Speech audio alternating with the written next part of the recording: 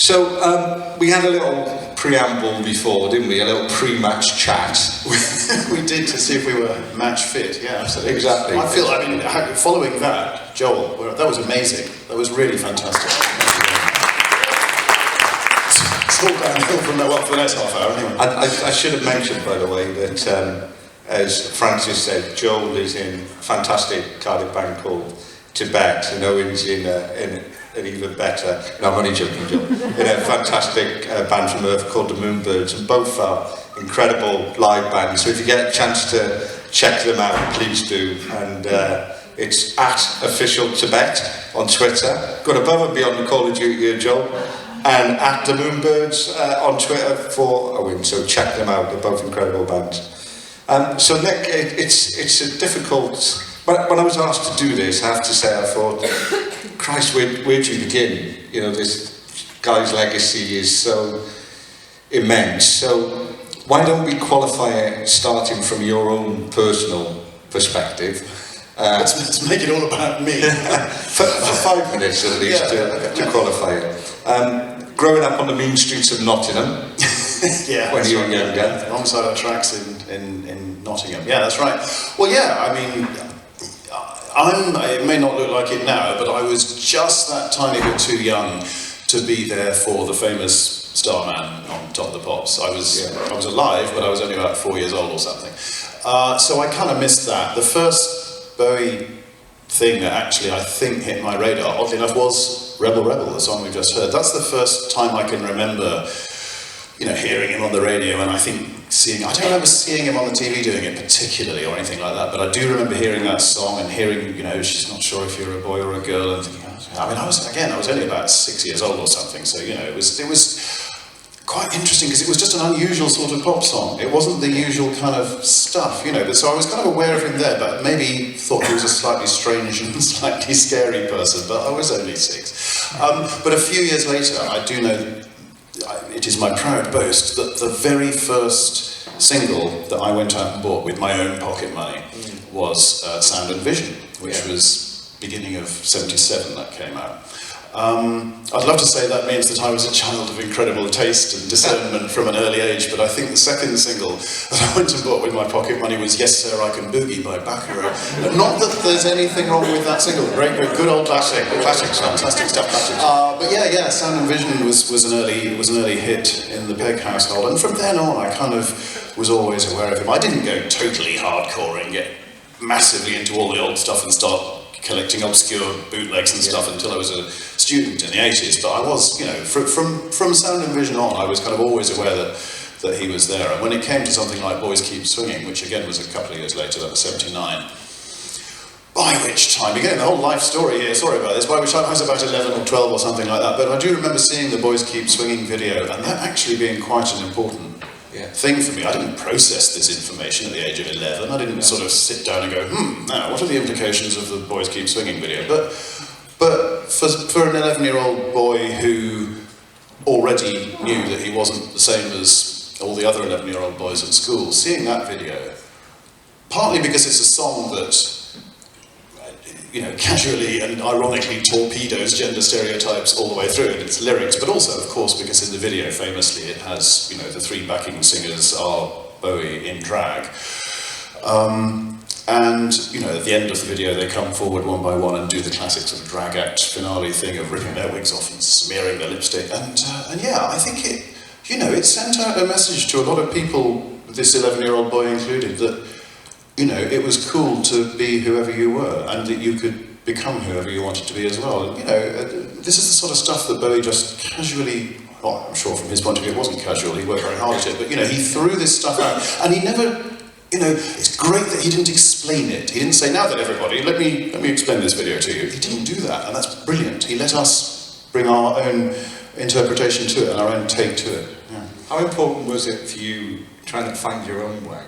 Trying to establish your own identity, have somebody out there like that? Well, I think it meant the world. I mean, of course it wasn't only Bowie. I was also a huge fan of Kate Bush in the late 70s. Still am.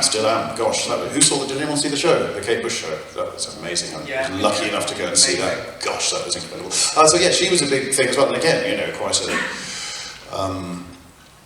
quite an out there sort of artist who just fascinated me. And of course, although I wasn't old enough to be there for Starman, I was exactly the right age as a young teenager to be there for the first wave of Bowie fans who were having their own hits. You know, I was 13, 14 when Soft Cell turned up, and I may not remember Starman on Top of the Pops, but boy, do I remember the school playground the day after Tainted Love first.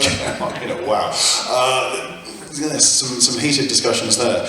And you know, obviously Frankie and Boy George and Adam Ant, the Eurythmics, and all of those people in the early 80s who were, of course, all people who worshipped at the altar of Bowie. They were all there on the Ziggy Stardust tour.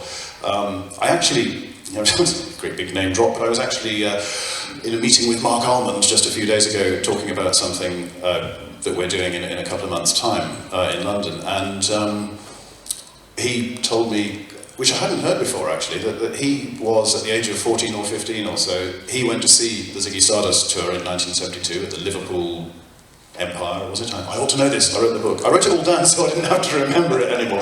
But yeah, in Liverpool anyway. He went to see Bowie, and you know, at the end of the Ziggy Stardust show, when Bowie always did Rock and Roll Suicide at the end, and he was doing the give me your hands, because you're wonderful. Mark was in the front row, aged 14, 15, something like that, and he reached out and Bowie grabbed him, and I just think about that sort of transference of power, power, glam. It was an amazing thought that David Bowie as Ziggy Stardust grabbed the teenage Mark Almond's hand in Rock and Roll Suicide. I'm filling up thinking about it, it's wonderful. Well, we were talking also about Boy George, weren't we? That sort of seismic moment when he appeared on Top of the Pops. Obviously, nobody knew whether it was he or she at that point.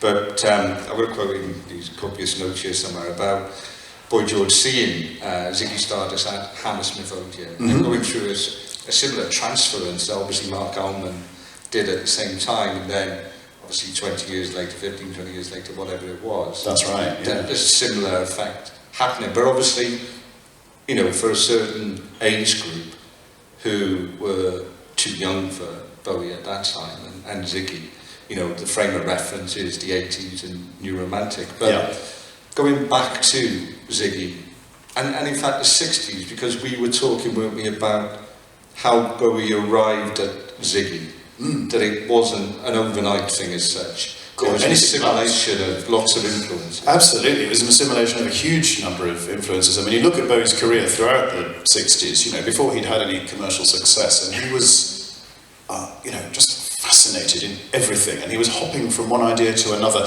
not because he was just trying things out for size and wanting to be a success at anything, it didn't matter what. It wasn't that. He was genuinely interested in trying, you know, seeing what was good and what was worth, you know, assimilating, as you say, out of different things. So he went through his mod phase, and he went through a sort of folky phase. He famously went through this sort of strange Anthony Newley phase, which I actually love. I love that first album. I know a lot of people kind of, I think it's great.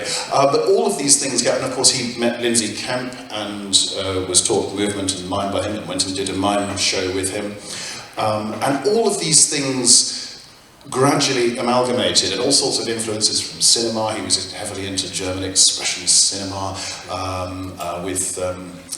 I think on his first day that he met his great long-time collaborator Tony Visconti, whose lovely daughter Jess is here tonight and is going to sing later on. I believe on their first day they went off to see Knife in the Water, the Polanski film, which is not that's a fairly unusual thing to go and do on a first date. So he was, you know, he was always unashamedly into the avant-garde, and he gradually pieced these things together until eventually he was ready to, you know, he suddenly all the ingredients fell into place. And, you know, there was fantastic stuff in the 6 or 7 years before Ziggy, but Ziggy was where it all suddenly crystallised, wasn't it? But he was very brave, wasn't he, essentially, because, and took huge risks, I guess, in terms of his gender identity. I mean, pre-Ziggy. Oh, yeah. In a way, some of the stuff he was doing before Ziggy was kind of more transgressive, really. I mean, if you listen to Hunky Dory and The Man Who Sold the World, but maybe particularly Hunky Dory, you know, throughout, it's really quite. I mean, what can you say? It's quite a gay album, basically. I suppose that's the way to say it. And one tends to forget now how remarkable that was in 1970, 1971. homosexuality was only decriminalised in 1967, so it had only been, off the ration for 3 or 4 years. And of course, also, the 60s, we all, talk about the 60s and how liberating it was, and, the pill coming in and all sorts of other things, and things like the decriminalisation of homosexuality. But in 1970, without wanting to get too political about this, Heath's government came in, and there was an atmosphere abroad of, I believe the phrase that went around was moral rearmament, and in that election, Enoch Powell increased his majority, God help us, So there was an atmosphere abroad in the very early 70s of a sort of retrenchment against all that liberating nonsense that had gone on in the 1960s. So although Bowie always throughout his career said that he never wanted to be regarded as a leader or a figurehead or someone who spoke up for a particular cause. He couldn't have been less interested in doing that. But what he did do brilliantly was just kick open the doors for, he provided a pretext for debate by doing extraordinary things that were brave and different and courageous and unusual that other people weren't doing. He wasn't completely alone. One thinks of, Lola by the Kinks was a hit in 1970, and that's a song that certainly opened a few eyes to people who actually bothered to listen to the words. And so there were a few things like that going around, but when Bowie put that dress on the cover of The Man Who Sold the World, and then when he started frequenting the Sombrero Club in early 71, which was one of the sort of quite underground gay clubs in London at the time, and hanging out with fashion designers and people who were openly gay, and this sort of stuff was feeding into, particularly on songs like Queen Bitch and the Bewley Brothers and things like that on Hunky Dory. So he had already given several interviews in which he had, talked about being gay and things, before the famous one in January 72 it was, when he was just launching Ziggy for the first time. It's before the album came out, but the tour was just about to begin.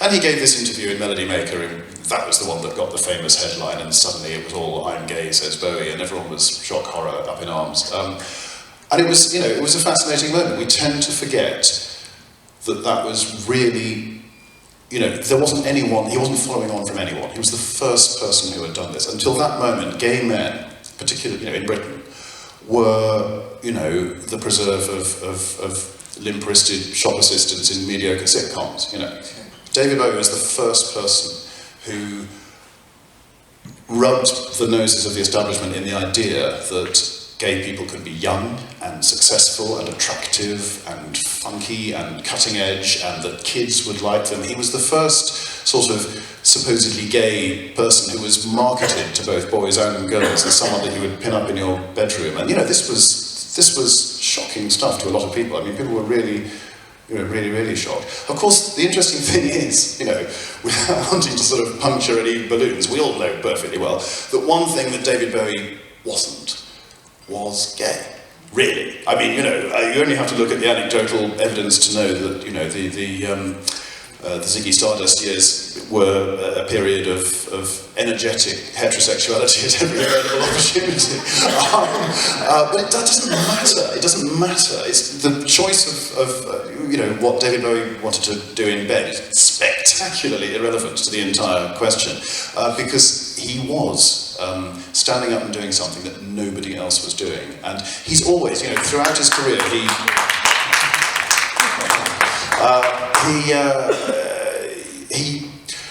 was always attracted to things that had a whiff of transgression about them, a whiff of this'll upset the tables in the temple a bit, throughout his career, even into the 90s, into recent times. That video he did a couple of years ago for The Next Day, which ruffled a few feathers largely among religious establishments who appeared to have absolutely no knowledge of religious iconography, which is what the video is all about. But anyway, who are we to cavil at cardinals from the Vatican who don't actually know what those eyeballs on a plate actually meant? Anyway. I'm going off. What was the question? I'm not even sure. I can't remember. But going right back, because you said he was first to do that, obviously he'd had a hit with Space Oddity, but those intervening years before Ziggy, nobody quite knew whether this guy was going to make it. So in itself, to do what he did was a huge hit. It could have backfired massively. Oh, well, I mean, it could have just died. You know, you never know. I mean, the music industry is an incredibly uncertain thing and always has been, you know, so of course no one knew. I think there was a sense by mid-71 that he was the coming man, you know. I mean, Space Oddity had been a hit in 69, but at the time, of course, it was a one-hit wonder, you know. By the time Starman came out in 72, David Bowie was the guy who had a one-hit wonder about a spaceman 3 years earlier, and suddenly he's back again, changed his colour of his hair, but he's still singing a song with an acoustic strum at the beginning, and it's about a spaceman. So this guy only got one trick in his book. Of course, it was a very different sort of song, and but you know, I think you can understand why a lot of people might have thought, one-trick pony. But of course, he aced it, and he absolutely came through.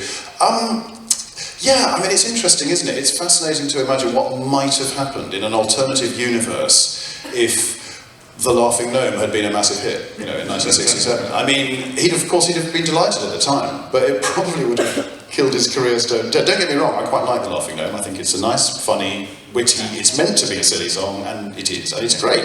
It's a great song. It does exactly what it sets out to do. But if that had been a great big hit, then he'd probably have ended up, you know, I don't know, doing sort of West End musicals. He'd have become a new sort of Tommy Steele or something like that, and there's nothing wrong with that, but he wouldn't have ended up necessarily with the same career. It's probably a good thing for him that he had to work a bit harder, but who knows, you know, that there are all sorts of outcomes that might have happened, but I think there was a feeling. He often said later on that Space Oddity was an unusually good song that he happened to write slightly too early because he didn't have the rest of the material to back it up. I'm not sure I totally agree with that, actually, because that first album, the second album, but the album that Space Oddity is on, is a fantastic album. But Space Oddity is an aberration on the album. The rest of the album is this sort of quite almost proggy but folky sort of stuff, and it's quite intense, and Space Oddity is a different sort of a song. And you can see he just hadn't quite worked out the whole recipe. He hadn't finished drawing his map. By the time you get to Hunky Dory, the map is coming into focus. And by the time you get to Ziggy Stardust, wow, bam. And it had such a seismic effect, didn't it? I mean, you know, for people who lived through it would obviously clearly understand that. But to look back on that time, a time in Britain when really, you know, kids were looking for a way forward, looking for an identity. Yeah. And not just in the LGBT community, but in the wider audience. So why do you think that Ziggy was such an overriding success for him? Oh gosh. That's hard, isn't it? It's hard. I mean, it's all sorts of different things. I mean, something that Joel said at the stage earlier on is, you know, that we tend to forget among all the glitz and the glamour and the theatricality and the hair and the sensational interview quotes and everything, because he was, you know, he had created himself as the entire package by then, and you watch him on, you know, on the Russell Harty show in '73 and things like that, and you think, wow, he was a sensational quote machine. He was a great performer in every respect. But amid all that, we tend to forget what a fantastic songwriter he was. And they're just great songs. You know, right up there with your Lennon and McCartney's or your Van Morrison's or whoever you care to mention. You know, he's one of the great songwriters in rock music. In my opinion, he's the greatest British songwriter of the post-Beatles era, and that's that.